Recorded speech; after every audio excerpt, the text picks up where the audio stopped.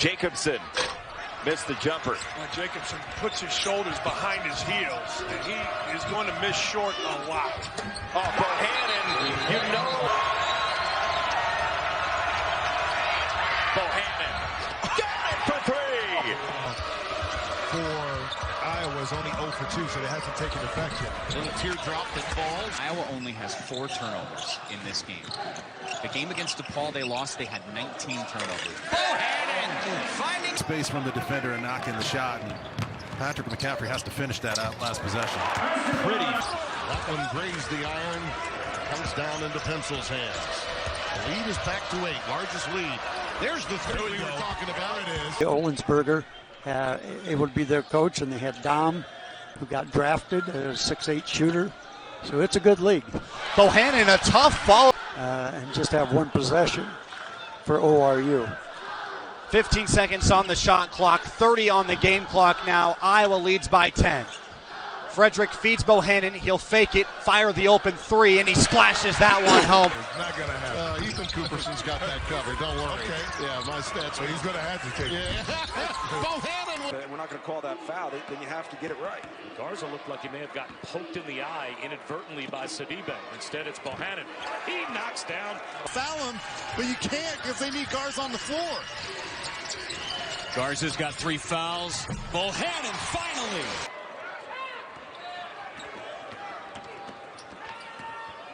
Bohannon, step back. Yes.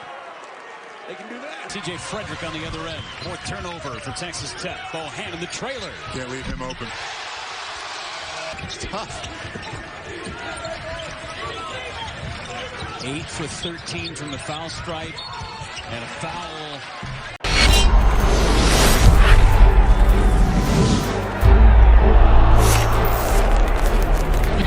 He's going to be running the baseline, it looks like. Between Wieskamp and Garza, those are the guys that can impact or affect this defense the most. Till 3 to shoot. Bohannon's going to have to force one up. Beats the timer with a 3. 4,800 points in high school. And you get a lot of reps, right? You get to take a lot of shots. Now you got to fill a role, and that's difficult. Bohannon floats one up, gets it to go. The old Not really getting it going. Bohannon straight away. He was one of those people. No, you don't, but I'm just making sure. Sometimes I don't always know my audience. You could have been leading the charge. Bohannon. Wow. It's a 3. Wow. I've watched every game that Texas Tech has played. He shoots almost 80% from the field because he never takes a bad shot. Bohannon with an answer for how he didn't walk. Bohannon wide open.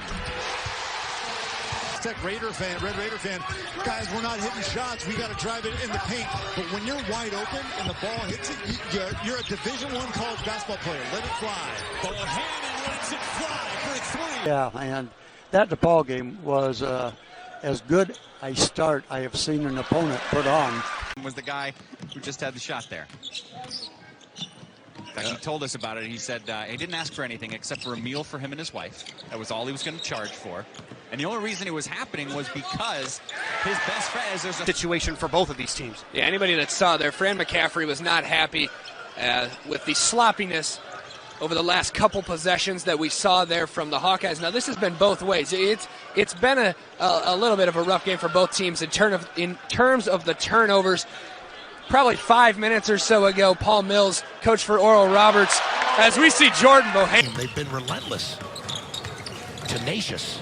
There's Bohannon for 3, and he's able to knock it down. Into the high post or dribble penetrate, and they were able to dribble penetrate there and kick it out.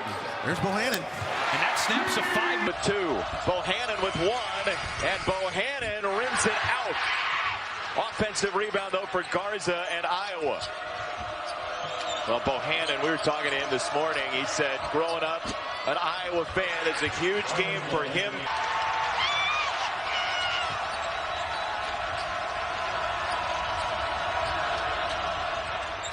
On the other side, Joe Weed was from like 30 feet. Now, I grew up in an era where Pistol Pete Maravich, look at Garza filling the lane, and Bohannon felt it. I'll tell you what. Near the senior transfer, the grad transfer from Drexel. Quick 3 on the other end for Joe Wieskamp. Yeah, the skill set to put it on the floor.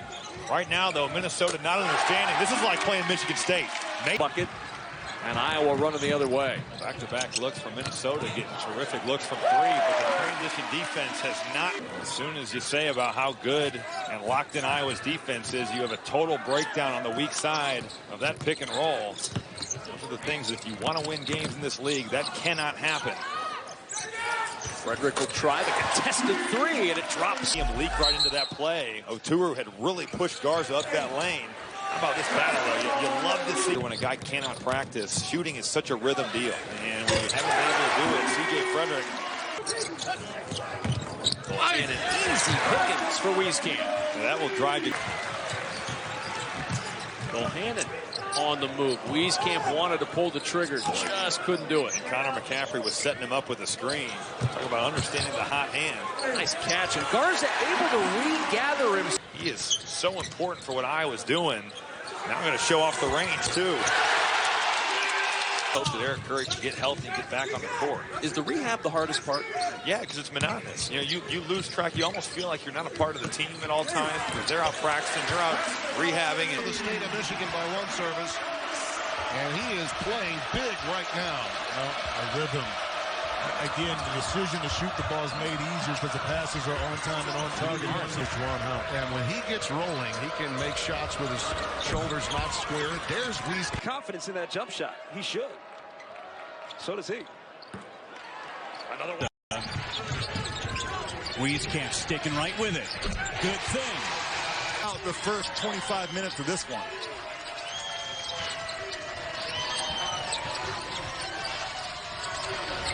McCaffrey answers right back. Running the floor. Give credit to number 44, Chris Clark, who's a power forward. Plus special talent. Pass underneath. Garza in there to deny. The second block without fouling. I don't know how he does it because he's not super speedy. Wieskamp. No, quick, and now when you score, I'm actually surprised. That might have been it, partner. That was a huge miss. Still no foul. They got a foul. There's 38 seconds to go here. And there it is. Bohannon with an open lane. And a blocking foul called on SF. Before in gray, guarding Garza. Now it's T.J. Holyfield. Reset with Bohannon with Clark on him. Bohannon looking lively tonight. 5 to shoot. Wieskamp around the screen. Perfect. Simple bounce pass from Chris Clark led T.J. Holyfield right into that move. Still a difficult shot, but a nice pass. Garza on the other end. No, he can't really create his own shot. Garza, great feed from Bohannon. Be the team that you see come March. And that was the story last year when they made it all the way to the national championship game. Tucson. And get a hand up and make them put it on the floor. Hendrickson touches the ball, but it still falls in the hands of Bohannon. Inside to Garza, spinning. And he gets the basket and going to... They're 6 of 11 from deep. And they got a 1-point lead as we're in the closing 2 minutes of the first half. Nunji again. It's good again. He can play up to 1/3 of the games, which would be roughly game 10 or 11, and still take a red shirt. Garza knocks home to accompany 4 fouls in only 16 minutes, and Bohannon right back down the floor. Feed, it's Garza, another bucket. The weak side, Wieskamp's got it. Pass up ahead to Frederick. Yes! To his teammate, now they're right back in it.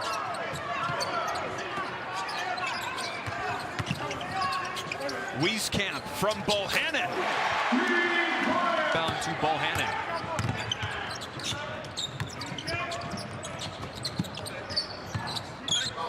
Joe Toussaint left alone. Into Kriener. And one. Great threes. Play some defense, get some stops, and get easy buckets at the other end. Three-pointer, but